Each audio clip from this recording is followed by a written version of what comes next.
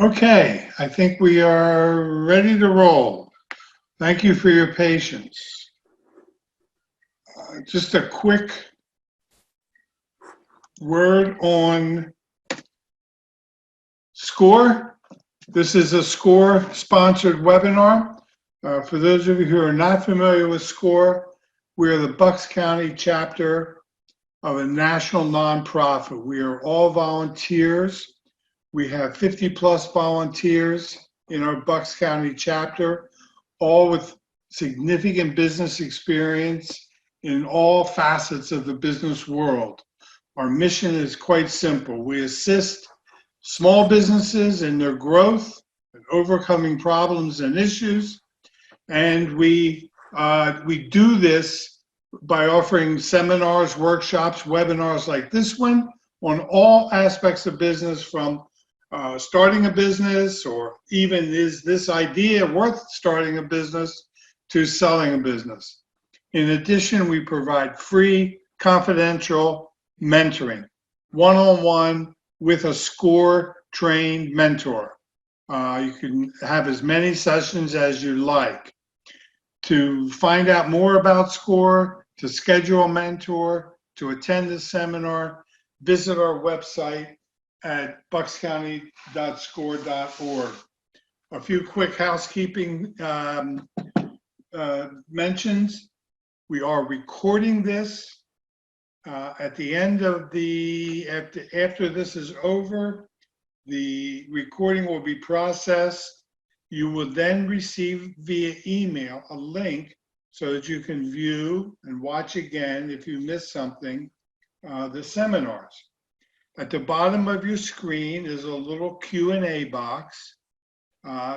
Anytime during the seminar, you click on that and you write a question that not most likely, we will answer at the end of the session. So without further ado, let me introduce to you our speaker, Brandon Olson. Brandon is a communication manager at a company called AWeber, where he directs its communication strategy. He defines the direction of their PR and social media efforts.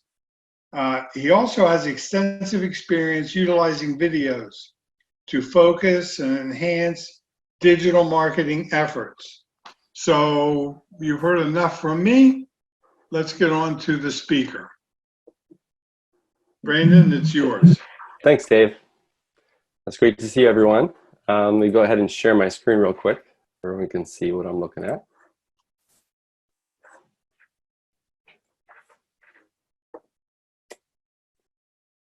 Everyone see that okay?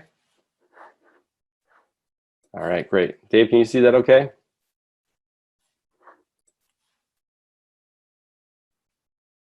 I'm going to assume you can see it all right. No, it's good. It's good. Okay.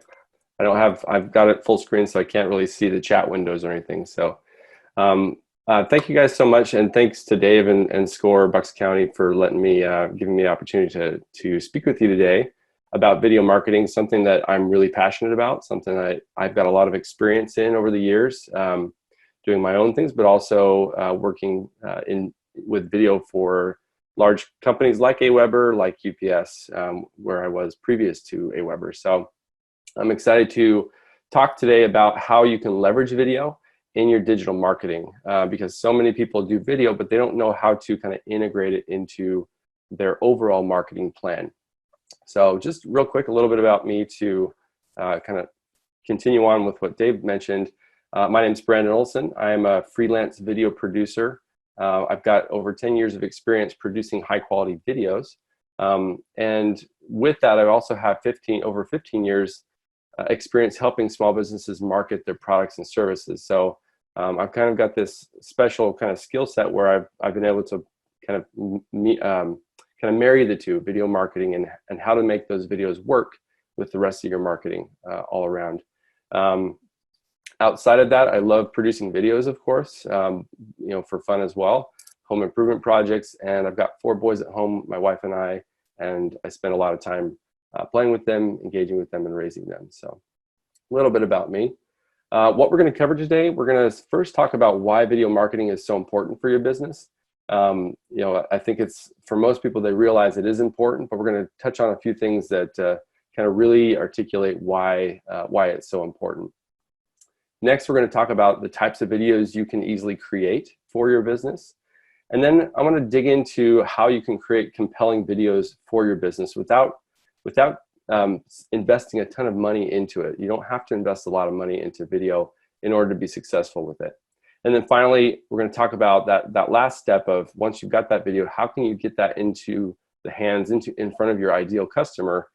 So how you distribute that, and how you get your video content out there to them. So first off, why is video so important? I put together I grabbed a few stats from around the web just to kind of demonstrate the importance and value of video. The first one right there is kind of hits you right in the face. 1 billion hours of YouTube videos are watched every single day. That's just unfathomable. It's hard to imagine that much consumption of videos, but that's the reality, is that people are consuming videos more and more and more. And by this year, 82% of all consumer web traffic will be video. People watch on average 16 hours of online video per week. And then finally, or not finally, but the next point there is that 84% of people say that they've been convinced to buy a product or a service just by watching a brand's video. And then finally, 66% of consumers prefer watching a video to reading about a product. So, I mean, what it kind of boils down to is that people are watching videos more than ever before, and they're going to continue to watch more and more video content as time goes on. So A, they're watching more videos, but B, video is a really strong, it's a proven method to get people to buy or take an action.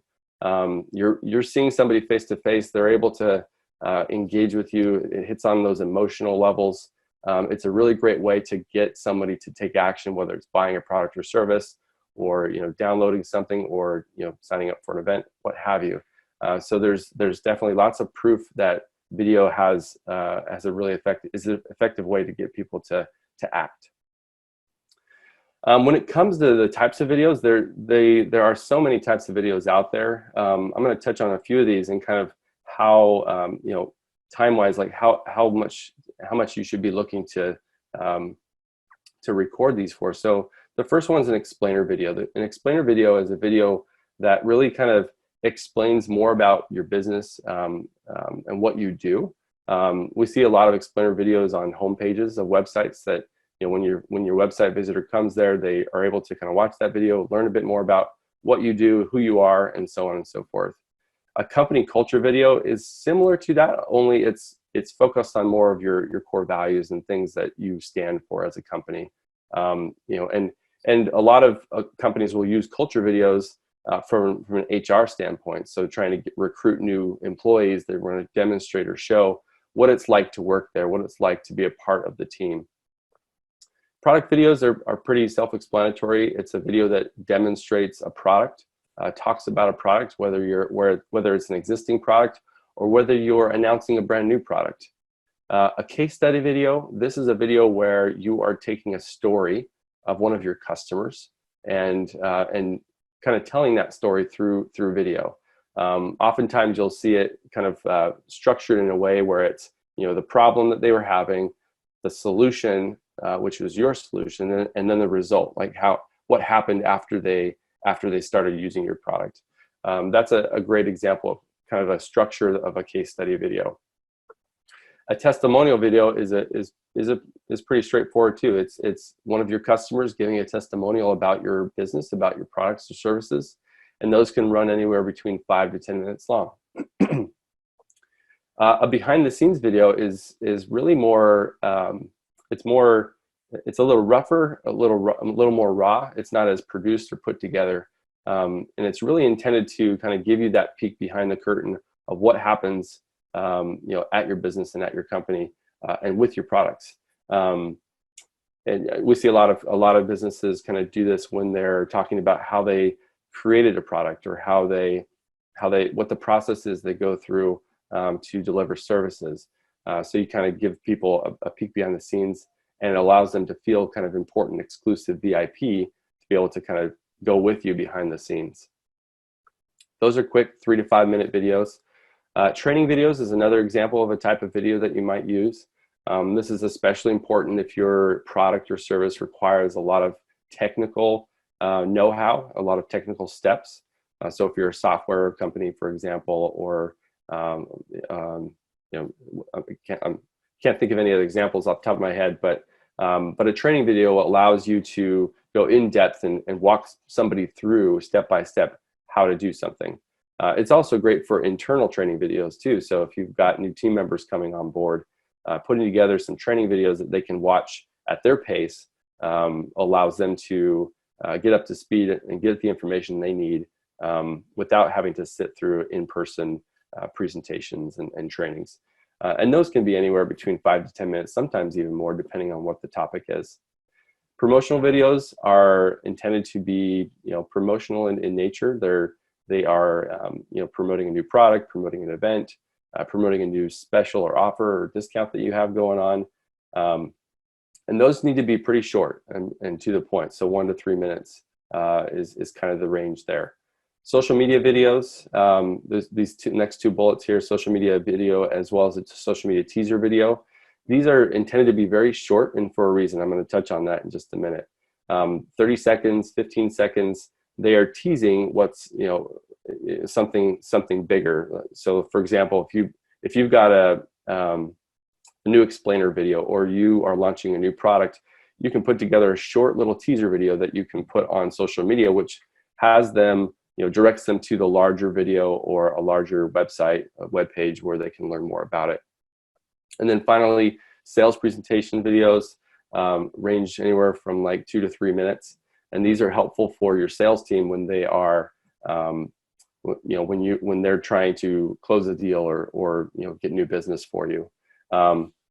So with those promotional videos, the social media videos, keep in mind the context of where your viewer is watching that video. So for example, a promotional video is intended to disrupt their normal path, their normal patterns or routines, and to catch their attention. Same thing with social media videos. People are scrolling through social media, not necessarily thinking about your product or thinking of buying your product. And so those videos need to be very short and to the point because they have to change their mindset when they watch them. And they're not going to sit there and watch a 3-minute video of something that shows up on their Facebook page. So make sure that those are short and to the point. And also just another quick stat there is that 92% of consumers view videos with the sound off. So, think about, your own patterns. You're on your iPhone, you're on your tablet, and you're scrolling through Facebook and you see these videos with the sound off. It's important to remember that most people are watching these videos with the sound off. And, so putting closed captions and words on the screen is really important because in order for you to get your message across to them, they need to be able to see that without the sound on. So keep that in mind. So let's talk about how to create compelling videos on a budget, not really spending a ton of money in investing into video. There's 4 essentials when it comes to producing a compelling video. Number 1 is the actual video footage. Number 2 is the audio, and then lighting. So video, audio, and lighting are essential. If you have a great video, amazing video, but the audio is just terrible or you can't hear anything, that video is worthless. Same thing with lighting. If you've got a great video, you've got great audio, but if they can't see you, if they can't make out what is happening on what they're watching, the video is worthless. So those 3 things together are critical. You can get by with mediocre video footage, but still having great audio and great lighting. The video is you can necessarily, it doesn't have to be the best quality video, but if your audio or your lighting is not perfect, but isn't high quality, that video is not going to work the way that you want it. And then finally, the 4th essential is stabilization. I'm sure you've all seen videos of the camera moving all over the place, and it's really hard to focus on what it is that you're doing. So making sure that your footage is stable and not shaky. And we're going to talk about some tools to be able to do this in a very affordable way. So first off, cameras. I'm not going to recommend to you that you go out and you buy this really expensive camera in order to get started with video. You can use what you have. Your smartphone is fully capable of producing really high quality videos, and it's free. You don't have to go spend additional money to buy a camera to do this. And I'll talk through some tips on how you can record from your phone and record really high quality video that way as well. So that covers the video. So you don't have to spend any money on additional equipment to produce to get footage of your video. Now, microphones is a different story. You can't really use the onboard speaker or the microphone on your phone because you're going to get all sorts of noises and all sorts of sounds around you. So it's important to invest in a microphone. There's two types of microphones that you can invest in. There's a shotgun microphone, which basically just points directly at your subject and captures a directional microphone that captures audio really clearly. You might hear some ambient noise, but it's going to be much less than if you were just using the normal microphone on your phone. So a shotgun microphone's great. It allows you to be hands-free, so you don't have to be wired to a microphone or wired to your phone. And if you have maybe a guest on camera with you, it allows you to be able to have both people on camera speaking to the camera and not to have to put mics on each person. And it's great for if you're on the go. So let's say you're out and you're doing a behind the scenes type of video. To have a shotgun mic on your phone allows you to quickly move around and not have to worry about getting tangled up with wires and whatnot. So there's a couple of shotgun mics that are pretty affordable. They're both from Rode, and you can find these on B&H Photo and Video. If you go to bnhphotovideo.com, there's a ton of great equipment there. That's where I buy my stuff from. The two that I put up on screen are one's for iOS and one's for just general smartphones. The iOS one has a specific plug for the iOS, but the other one, the smartphone one, is more general use. So if you have an Android or even if you have an older iOS with an older port, that would work as well. So the other type of microphone that I mentioned is a lavalier mic. So you can get a lav mic that's wired, meaning it plugs into your phone and there's a cord to it attached to the microphone, or you can get wireless lav mics, which run a little bit more expensive, which allow you to have a mic on you and be able to still move around without being connected to your phone. I put a couple examples up here. So the Olson wired lav mic is a great one, $29 on B&H. And also just know I'm not an affiliate for B&H, so I'm recommending these because I feel like they're good quality equipment and can work well for you. And then if you want to invest a little bit more and go wireless, the Samsung has a great one that works well with mobile devices. And you'd need to have an adapter there to connect to your phone. So all of the audio recommendations I'm giving here actually go right into your phone. So you're recording the audio directly in your phone with the video. You can record audio separately from the video footage, but then it will require you to kind of sync those up while editing, which makes it a little more tricky, but not impossible. That's why I'm recommending, if you want to just get started with it and start producing videos on a budget, this is the best way to do it. Using a wired mic is great if you're staying put. So if you're not moving around a lot, you're fixed in a fixed location, a wired mic is a great thing. And the reason I'm recommending a wired mic over a shotgun mic is you're going to get a little bit better audio quality because it's right next to you versus a few feet away or even further with a shotgun mic. So generally speaking, you're going to get a little clearer, a little crisper audio than you would with a shotgun mic. Not to say that shotgun mics are not are a bad microphone. They work really, really well, and many videographers, video producers use them. So when it comes to lighting, another thing is you don't have to spend any money on lighting to get a really good quality, high quality video. Use the natural light around you. It's free, it's available. So if you've got a big open window, face that window. If you're inside, if you're outdoors, make sure that you're in the shade. Try to avoid direct sunlight because that can be very harsh. It can create some really drastic and extreme shadows on your face. So if you're outside, find some shade. You're going to get plenty of light from the sun, even if it's muted in the shade. But if you're indoors, find an open window where lots of light's coming in and face that window. What I see a lot of people do is they actually have the window behind them, and that actually doesn't work really well because you're gonna find that your face is really dark and behind you is really bright. So turn yourself around, face the window so that all the light's coming towards your face and can really give you a nice bright image. Also related to that, even if you are indoors and the light's coming in, make sure you're not standing in the sunlight. If you have to back up a little bit so that the sun's not directly on you, you're still getting all that light coming in and lighting up your scene. So you don't have to spend any money on lighting. Of course you can if you want to, but you don't have to. And then finally, that fourth step is stabilization, the fourth essential here.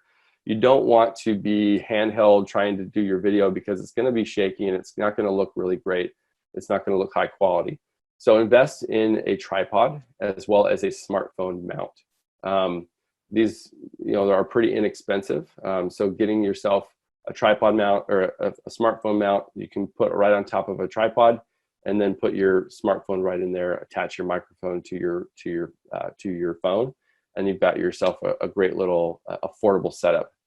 So all in all, this costs you about $100, a little bit more, to have a nice setup that's going to get you really high quality footage, great audio. If you make sure that you're getting the right lighting, indoors, outdoors, you can do that as well. So it's a very affordable way to get started with video and produce some really high quality video. So a few more tips while you're shooting. So first off, make sure your camera is at eye level. You don't want to be looking down at the camera. It's not a very flattering view. And even if it's a little above eye level, that's okay. But make sure it's on eye level. You're not looking down at the camera. Another really important thing to do, because most phones will have a camera on the front and a camera on the back. The one on the back is a much better camera. It's going to produce higher quality video footage. So make sure you're using the larger camera on the back of your phone, not the selfie one on the front. Another really important thing, well, let me skip over number 3, but I'll come back to that one. Enlist help. Enlist help from somebody else. You need someone there to hit record, to make sure the recording is going, that it doesn't turn off for some reason. So just enlist somebody to kind of monitor that, help you out there. It's hard to do that by yourself. And then the third point, which I skipped over, but I'm going to come back to here, is use the AEAF lock on your phone. I'm going to explain what that is on the next slide here. So AEAF stands for auto exposure and auto focus. So by default, when you're taking a video or even a photo on your phone, the phone is going to automatically adjust exposure and focus depending on where you are. So let's say you're walking around, you're doing sort of a behind the scenes video, and you're going from dark places to light places. The phone, if you don't control the AEAF lock, it's going to adjust as you're moving around, and that's going to make your videos look very different. You're gonna see bright spots and dark spots and so on and so forth. So by enabling the AEAF lock on your phone, it's going to lock in your exposure and your focus so that it doesn't change while you're shooting. And the way you do that is, I put a little GIF up here. Hopefully it's working, but essentially all you do is you hold your finger down on the screen. You'll see a little box or a little circle pop up that says AEAF lock. And then you have the ability, once it's locked, to control the exposure by sliding your finger up and down to brighten it up or to darken it up, however you'd like. But this will make sure that your focus is always the same, that you're not going in and out of focus, that your exposure looks the same, that you're not going bright and dark throughout your video. So an important tip, a lot of people don't know about that, but it's a great tip to make sure your videos look really high quality and professional. So once you've produced or captured all the footage and all the audio, the next step is editing that. Chances are you're going to have different takes and different, you're going to mess up from time to time. So editing your video will be important. There's a few free video editing apps on your mobile device that you can use. one that really is highly recommended is an app called InShot. It works for both iOS and Android, and it's great for beginners. And if you're doing very simple edits, meaning you're trimming something at the front or the end, or you're trying to merge clips together, you've got multiple clips, you're merging them together. It does have advertising on it as a free app, but if you pay $1.99 a month, you can remove the watermark as well as the ads that show up there. There is a watermark that's put on your videos if you don't watch the ads. If you watch the ads, I think they remove the watermark for you, but you still have the ability to, or you can forego that by paying, upgrading to $1.99 a month to get rid of the ads and get rid of the watermark. But again, it's a free app. If you're willing to put up with some of the ads, you'll be able to do it without any watermarks on your videos. And then another one, if you're using iOS, iPhone, or iPad, is VLLO. This is a really great app. It's free for simple edits, but you can upgrade and get access to some pro features. You don't have to. There's no advertising on this app. But if you wanted to access additional features that would, allow you to do more things with your video, you just pay a $14.99 one-time fee to access that. If you're feeling adventurous and want to learn more about video editing, my favorite desktop video editing software is Adobe Premiere Pro. It's the one I use. You can use it for both PC and Mac. But just fair warning, it does take some learning. There's a pretty steep learning curve when it comes to editing using Premiere Pro or any of these other desktop editing softwares. But if you're doing pretty simple editing, I think especially if you're recording a lot of stuff on your iPhone, those apps that I mentioned previously are great tools to lean on. So you've got your video produced, it's edited, it's ready to go out to the world. You're going to want to host that somewhere. So there's three kind of main places that are kind of the most popular places to host your videos. Number one is YouTube. And most people treat YouTube as sort of a dumping ground where they just throw their videos there. It's sort of a library. And they don't really remember or recall or keep in mind that it's actually a social media platform. It's also the second largest search engine on the internet. So Google is the number one. They actually own YouTube. So it's no surprise that YouTube is number two. So most people will go to YouTube to actually to search for things and to get more in-depth knowledge in video format. So when you treat YouTube as sort of a dumping ground where you're just hosting your videos there, you're not taking advantage of the full potential of YouTube in getting your content discovered, your videos discovered there.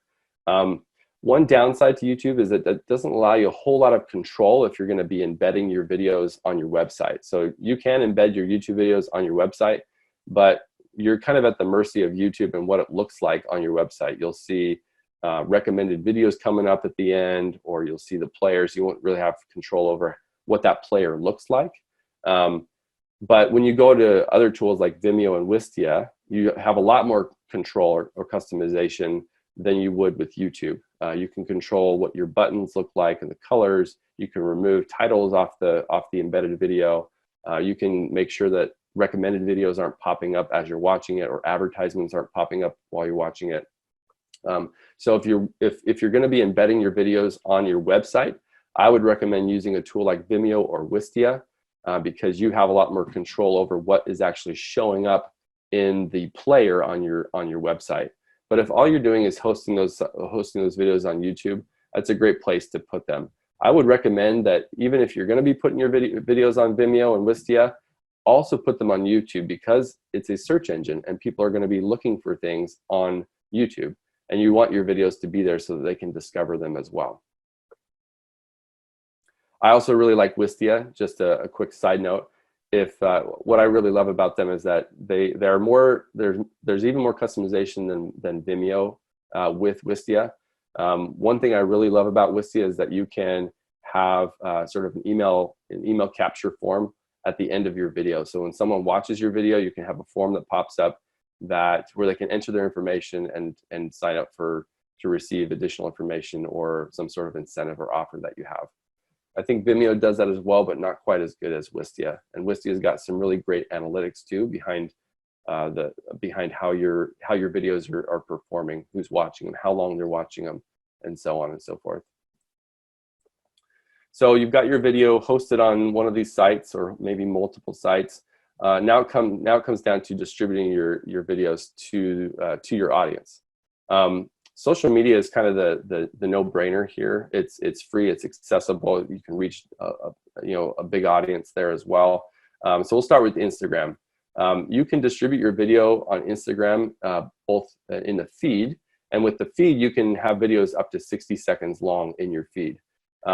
Keep in mind that it's ideal to have your videos be in a square format when posting up on the feed. You can have the landscape format, but when it shows up in your profile, it's going to be put into a square format for you. But you do have the option of going longer than 60 seconds if you use IGTV or Instagram TV for that. So you can upload it to IGTV and also have it go to your feed. So it'll give you the first 60-second clip in your feed, and there'll be a little button that pops up that says continue to watch this on IGTV, and it will take them to IGTV where they can watch the full longer video without any problems.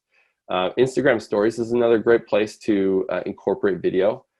With Stories, you're limited to 15-second clips, but you can take a longer video and split it up into the 15-second clips. So when you upload it to the story, Stories will actually do the work of splicing it up into 15-second clips for you, so you don't have to go edit each of those individually before uploading them into Instagram Stories. And the great thing about doing it on Instagram is that you can automatically share it to your Facebook feed as well as your Facebook Stories at the same time that you're doing it on Instagram. With Facebook, you can put videos on your feed. There's no time limit to that. You can have as long of videos as you want on the feed there. But with Stories, Facebook Stories, it's very similar to Instagram. Facebook actually owns Instagram, so you're going to get 15-second clips similar to Instagram. They're going to be split up over 15 seconds. Like if you upload a longer video, it'll basically splice it up into smaller segments for you. LinkedIn's another great one that supports video. You can put videos up on your feed. They also have a live video feature there as well. I didn't mention live in Instagram and Facebook, but they too have live video features as well. LinkedIn's is in beta right now, so not everyone has access to it. But I'm sure at some point in the near future here, everyone will get access to live video on LinkedIn. Live video is a whole different topic that we can cover in a different webinar, different workshop. So another important thing I would be remiss to not mention this, that email marketing is one of the best ways to get your messages out to your audience. Social media is great for being discovered and reaching new audiences and building an email list of subscribers. But once you start to build that audience, you're able to communicate with them directly. With Facebook and Instagram and LinkedIn, other social media platforms, you're kind of at the mercy of those platforms to deliver your content to your subscribers. And most people don't realize this, but you're at the mercy of their algorithms too. So not everybody who follows you or who's a fan of yours will see your content. Usually it's, for Facebook, it's like 1 to 3% of your followers actually see your content. But with email marketing, you are not at the mercy of that algorithm. You own that audience, and you can communicate with whoever you want, however you want, whenever you want, versus depending on another platform to deliver or put your content in front of them. So with email marketing, you can promote your new videos in your emails. You can use your videos to engage your subscribers and encourage them to click through to learn more about things. At working for Aweber, we've seen a lot of great success using videos in email. It actually does a really great job of increasing the click-through rate in your email. So if you have a little still image of your video in your email, it's going to help your subscriber. It's going to be more enticing for them to click through to watch that video. Going back to the stats earlier on in the presentation, people like to watch video. There's a reason people click through in an email that has a video. One thing to note though is that you can't actually put video into an email. What it actually ends up doing is it puts a still image, which when you click on it will take you to wherever that video is hosted, whether it's YouTube, Wistia, your website, what have you. But putting video into an email doesn't work. Most clients aren't going to support that. Most email clients like Gmail and Outlook and such will not support video in email.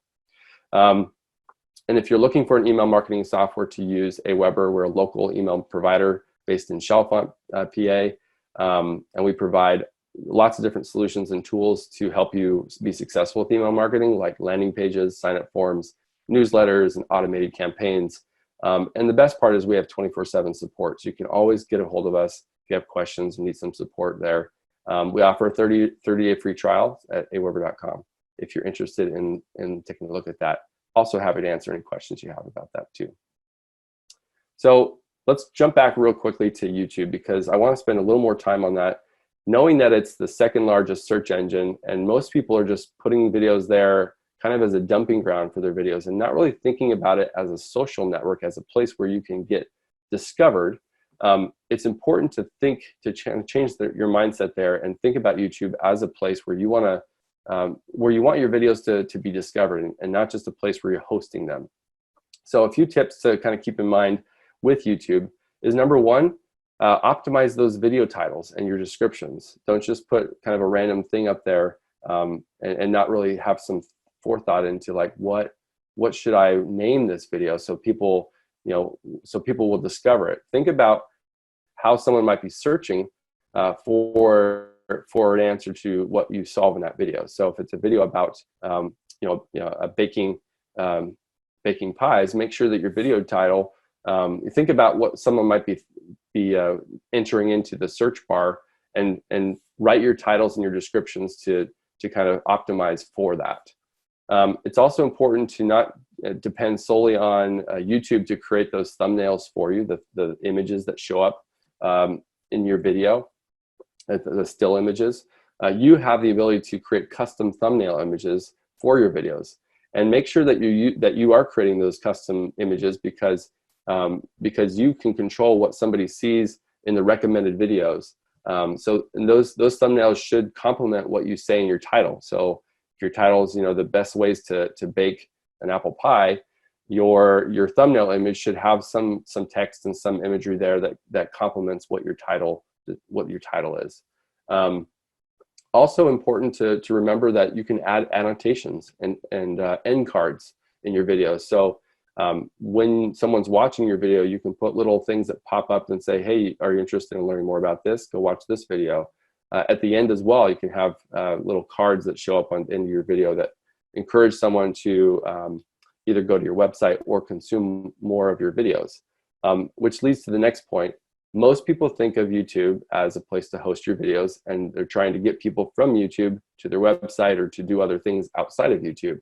But so I'm gonna recommend, I'm gonna kind of push against the grain there and say that you need to don't drive viewers off of YouTube. Keep them on YouTube, because what's gonna happen is, as you keep people consuming videos on YouTube, YouTube's gonna see that, and they're going to elevate your content above everybody else's. So if you're getting people to consume more of your videos, YouTube is seeing, those are signals to YouTube that your content is valuable, and they're going to start recommending and showing more of your videos to other people who are around looking at other videos. So you'll see your videos start to pop up more in recommended videos. So it's important to keep people on YouTube consuming more of your videos. This will help you get discovered more on YouTube.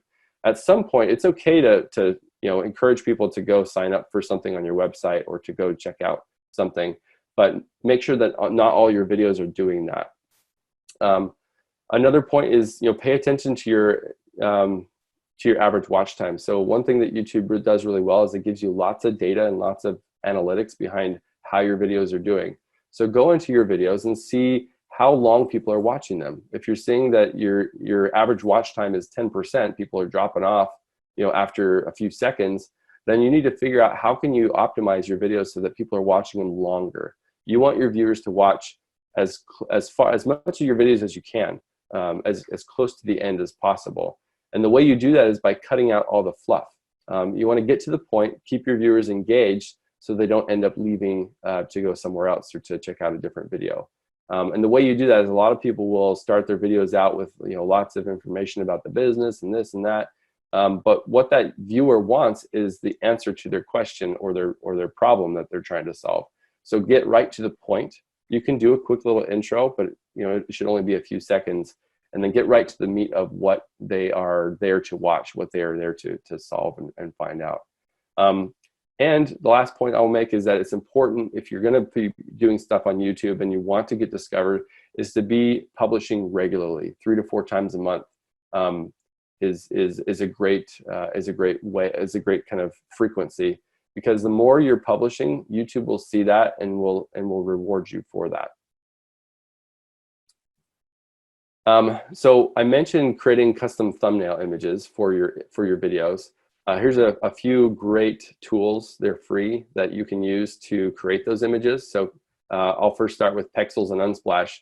These are 2 great websites. So if you go to pexels.com or unsplash.com, you can find free high-quality stock images there. And then Canva is actually an image editing software that's free. It's online. You can edit your videos, or excuse me, edit your images. You can put text on them. You can do all sorts of really great things with Canva. They also give you a lot of templates to work from as well. So as you're creating custom thumbnail images for your videos to put up on YouTube, Canva is a great resource to build those on. Even with your emails, if you wanted to create sort of a custom image for your email that highlights your video, you can use Canva to do that. Download the image, put it into your email software, and go ahead and send that out. Also great for social media images if you want to use that Canva for that as well. And with that, we'll go ahead and take some questions. Thank you guys so much. I'm available to answer questions now, as well as if you want to reach out to me. I love helping people, so if you need some help with your videos, please reach out.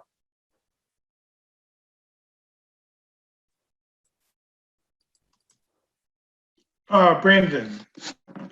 Yeah. We have a couple of questions one from Elizabeth. Are Vimeo and Wistia free? So Vimeo is free to a point. It has some storage limits. So once you hit that storage limit, you'd actually end up having to pay. But it is free to a certain amount. I can't remember exactly off the top of my head what the limit is now. It's probably 5 gigabytes or something like that. But I think it's a fairly affordable platform to use for hosting videos. Wistia is probably the most expensive of the 3 of those. I don't know their pricing offhand, but I know that they are more expensive than Vimeo is. Okay, great. And the second part to Elizabeth's question is, how do I integrate images from Pexels, Unsplash, or Canva into a video? That's a good question. And if you want, I can do a quick screen share and show how to do that, if that would be helpful. So let me go ahead and do that.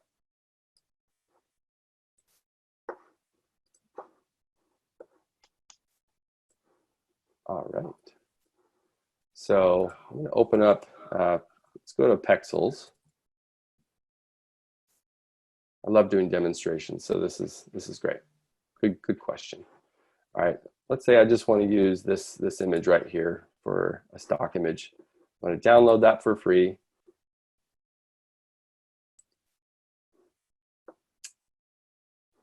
All right, it's been downloaded. Okay. Then I'm going to go to Canva.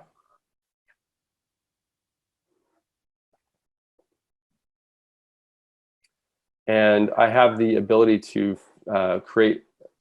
So Canva will give you some sizes. So here's a YouTube thumbnail size. So it's 1280 by 720 pixels. So I'm going to go ahead and click that. But you can create your custom dimensions over here too. But what's great about Canva is they give you some templates to work from. So I'm going to click on YouTube thumbnail. It's going to open up the editor for me, and it's going to be the right size. So then what I'm going to do at this point is I'm going to go to upload.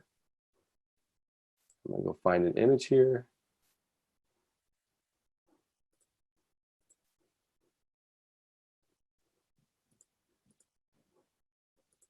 Don't remember what it was. Oh, there it is. Perfect. All right, so let that upload.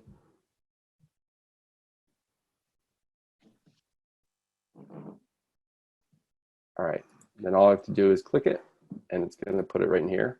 I can grab the corner and size it to whatever size I want it to be. And I'm actually going to make this a little smaller so I can see more of the screen. All right, then I can shift it down here so I can see the peak of that mountain. All right, there we go. So it's sized appropriately. Now what I can do is I can add some text on top of that. So let's say this is a video about, you know, best travel hacks or something like that. I'm not sure where that mountain is, but let's just call it Europe for now. And then I have the ability to make that larger. So let's say I want to make it nice and big. I'm going to make it left aligned. And then I'm going to put 4 down here on this next line. And let's make it a little bit bigger so it takes up more of the screen here.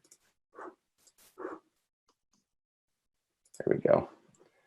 And I don't like how much spacing it is, so you can actually reduce the line height so it's not so spread out. And I'm going to make this bigger so it shows up there.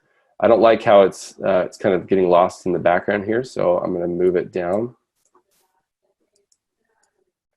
so it's within the mountain. It's a good dark backdrop there. I can change the color of the text if I want to make it yellow or green or blue or what have you. I'll just keep it white for now. There's also the ability to add different elements, like if I wanted to put like a border around it, I'd get this, I go to the shapes here, I'd find an outline, and then I would just size that to what I wanted it to be. Make it a nice border, and I can change the color of that border as well. Let's make that one white. And I'll bring the, so the box is on top of the text. So all you need to do is change the position of the box to be in the back. So just click backward. Now I can select that text and move it so it's not getting cut off by the border there. So there I have it. So then I just download that. It'll get downloaded to my computer. And then what you're going to do is you go to YouTube.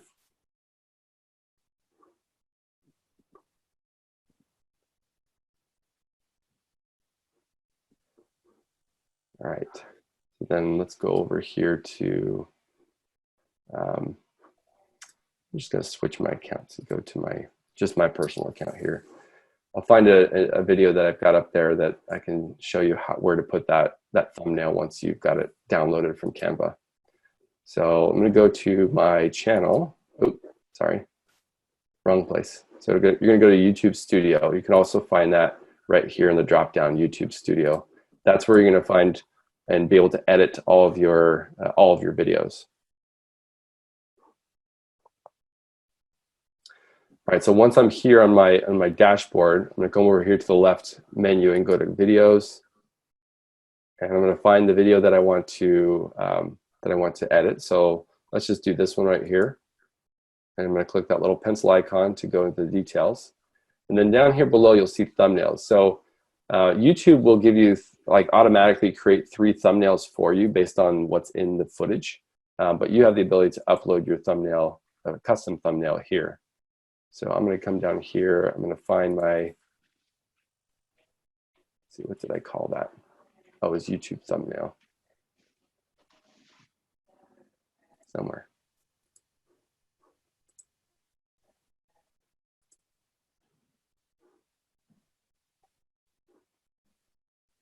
Too many files.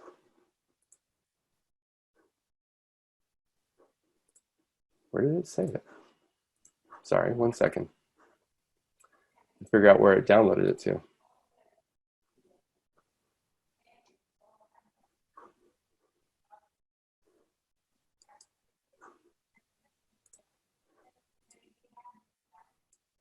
Okay, let's try that again. So I'm going to upload the image, and there it is.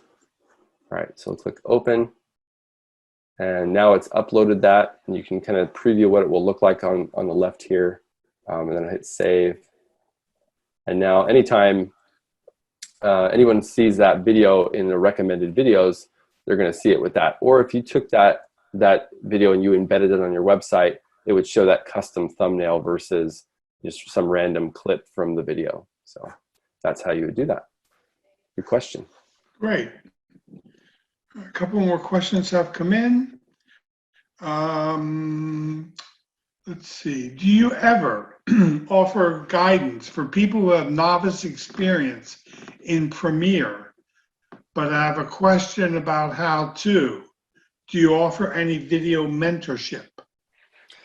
I don't have a formal program, but I'm always happy to help, happy to answer questions that you might have. So if you want to reach out to me, if you have questions about Premiere, I will do my best to answer them. I will be the first to say I'm not an expert yet in Premiere. I've used it for a number of years, but there's certainly things that I'm still learning. But I'm happy to answer questions and help you out there. And if I don't know the answer, I can be happy to help you find that answer for you. Great. Ken asks, what is the best tool to embed some PowerPoint graphic images into my video periodically? So it sounds like you're trying to take an image from your PowerPoint template, or maybe a slide from your PowerPoint, and putting it into a video. Do you want that to be a still image, or do you want that to kind of be a presentation? I guess it would be my question.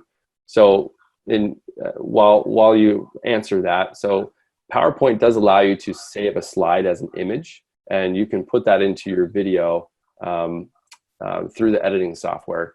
I don't know if those apps, the mobile apps that I mentioned, will allow you to bring in images and insert them there, but I know that if you used a desktop editing service like Premiere Pro, you would be able to bring those images into your video and put them in there as well. So so that's what I think you meant by that question. But if you wanted to actually show a presentation as a video, there's a number of ways you could do that. You could use Zoom like we're using now and record that, and then that becomes its own video.